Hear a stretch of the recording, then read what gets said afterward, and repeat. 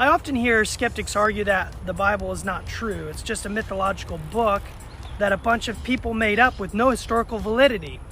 These opinions may be rampant today, but they are not grounded in truth. There is strong evidence suggesting the Bible is historically trustworthy.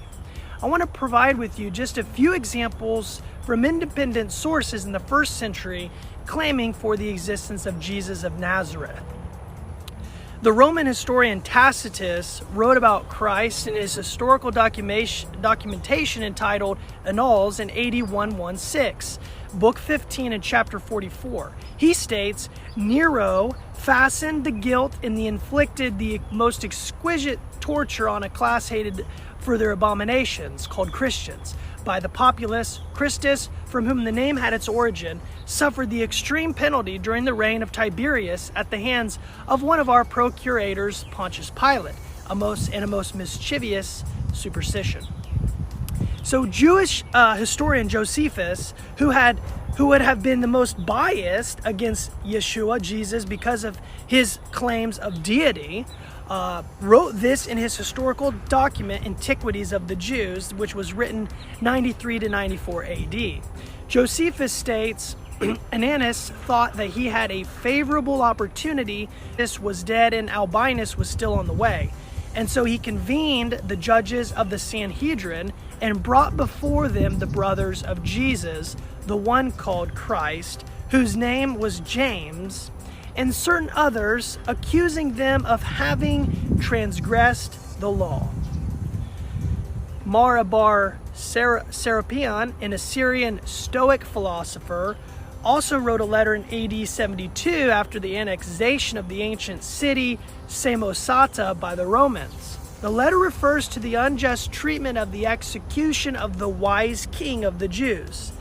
Based on Serapion's writing style, it demonstrates that he received sources from non-Christians because the title given wise king was not the title recorded in the Gospels.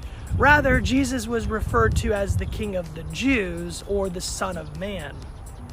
So to prove Mara was an independent source from the Gospels is his failure to understand the monotheistic teachings. For example, Serapion said that the wise man lives through his teachings, in contrast to the concept that Jesus continues to live because of his resurrection. And finally, the gospel writers had a proven track record of historical reliability. For example, Luke writes in the first 4 verses to Most Excellent Theophilus, scholars today recognize that classical style of Greek Luke uses in these verses demonstrates his profound mastery of history. And Luke also correctly mentioned the following people who lived during that time period, such as Sergius Paulus, Herod the Great, Annas, Felix, Caiaphas the high priest, King Herod Agrippa I and II, Gamaliel, and his precise geographical locations were proven. Sir William Ramsay, a renowned archaeologist, stated, I began with a mind unfavorable to the book of Luke and Acts. I did not then in my line of life to investigate the subject minutely, but more recently I found myself often brought into contact with the book of Acts as an authority for the topography, the antiquities, and society of Asia Minor.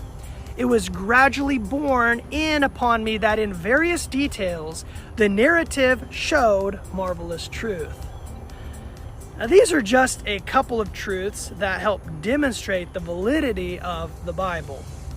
If you want to know more, I suggest watching a video by William Lane Craig as an introduction to the topic on whether or not we can trust the Bible. I hope this message helps you today. If you want to, please like and subscribe if you got any out of this, and if you could share this video. We also have a website called conformtojesus.com where we share the gospel, the whole gospel, the message to the whole world. Thank you so much. Have a great rest of your day.